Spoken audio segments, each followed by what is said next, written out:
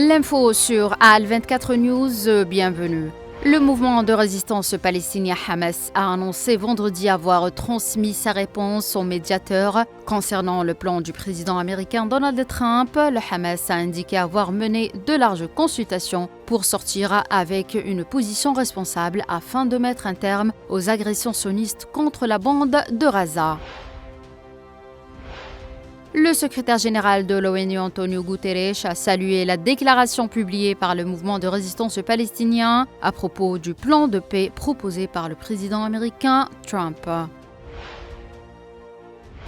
Plus de 200 000 personnes ont manifesté vendredi à travers toute l'Italie à l'appel des principaux syndicats pour exprimer leur soutien à la flottille humanitaire pour Gaza, ont rapporté des médias. En Allemagne, le trafic aérien a repris progressivement samedi matin à l'aéroport de Munich, après des retards causés par de nouvelles observations de drones confirmées par la police locale, a indiqué le deuxième plus grand aéroport d'Allemagne. 117 drones ukrainiens ont été abattus dans la nuit du 3 au 4 octobre au-dessus des régions russes et de la mer Noire, a rapporté le ministère russe de la Défense.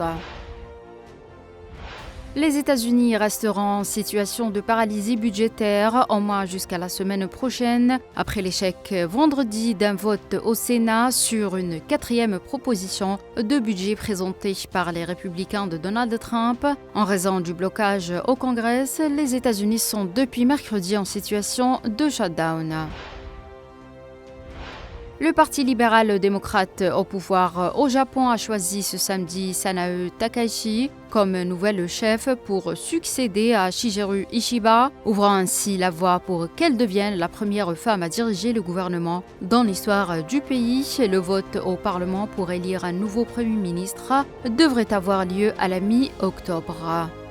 C'est la fin de ce point de l'actualité internationale. Merci de l'avoir suivi.